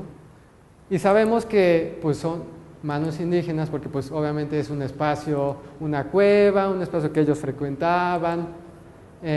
Vemos todavía imágenes muy propias de la tradición indígena, o sea, estas escenas de animales, pero sí vemos cómo está el personaje a la española, son varios personajes a caballo y como varias mulas o digamos que llevan cargas, o sea, una típica escena del siglo XVI, XVII, del famoso camino de tierra adentro que comunicó, digamos, el centro de México con Nuevo México, y que llevaba, pues ya saben, los metales preciosos y todos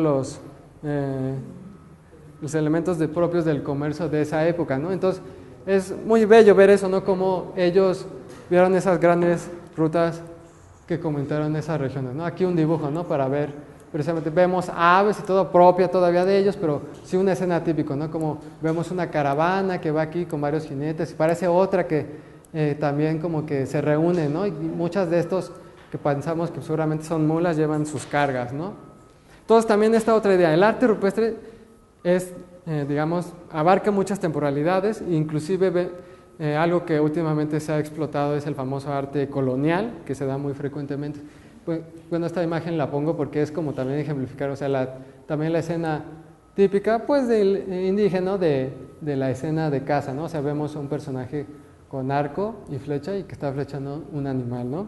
Entonces, eso nos hace suponer que es de mano indígena, pero no cualquier indígena, porque parece que es un indígena que tiene cierta instrucción.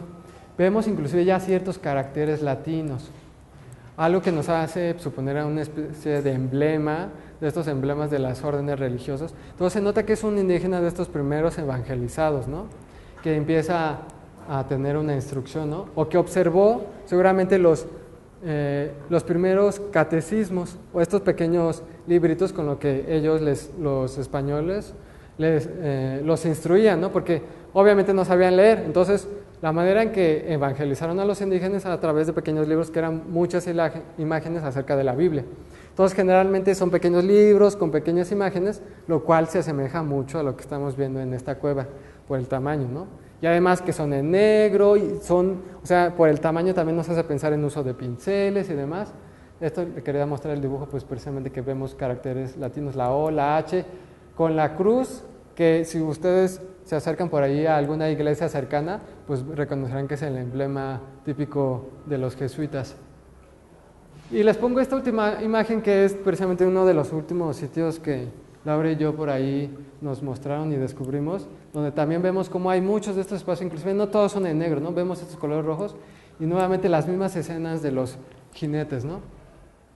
Hay otros sitios, inclusive también en el mismo Durango, de esta tradición colonial, de mano indígena, donde también lo reconocemos porque son muchos antropomorfos, pero esta típica postura que ustedes van a ver así en jarras, que es muy característica también, digamos, de la manera en que los españoles representan algunas de sus imágenes.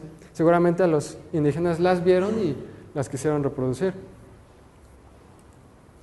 Y bueno, esto para concluir un poco, ¿no? Cómo vemos esta continuidad, ¿no? O sea, el arte rupestre, creo que después de todo esto nos ha quedado claro que no podemos adjudicar solamente a la prehistoria, ¿no? O sea, vemos todavía cómo el culto, o sea, la importancia de la roca misma, ¿no? De la perpetuidad que nos da estos soportes, ha llevado a que, pues como vemos, se grabe todo tipo de imagen, ¿no? O en este caso de la Virgen de Guadalupe. Por ejemplo, en un sitio de Tepozotlán, ahí del Estado de México, vemos imágenes típicas de las manos en negativo prehispánicas, pero justo al lado vemos cómo se fue grabado una imagen de una Virgen de Guadalupe sobre una parte donde nacen unos manantiales, ¿no? O sea, esta asociación o lo que llamamos sincretismo, ¿no? De esta mezcla entre el culto indígena al agua, pero también, pues, digamos, el culto de asociación a nuestras propias deidades, en este caso a la Virgen de Guadalupe, ¿no? Y creo que eso es todo. Gracias.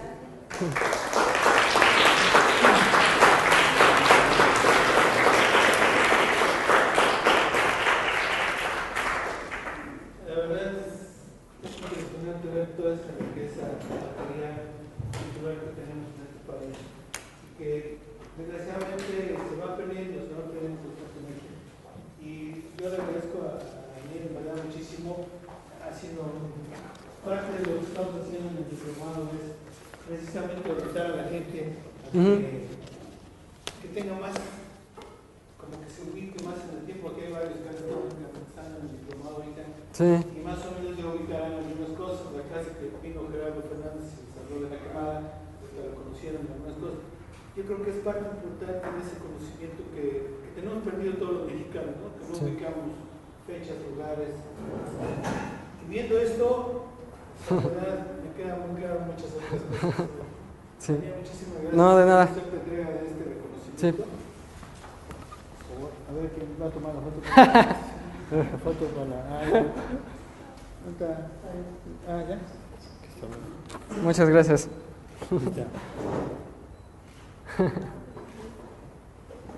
Y también Cristo va a entregar algo más. Aquí está la carta también. Muchas gracias. Perfecto. Muchas gracias. Sí. No, muchas gracias por la invitación. Detalle. Muchas gracias. Gracias. No, gracias. Gracias a todos, ¿eh? Gracias por la paciencia.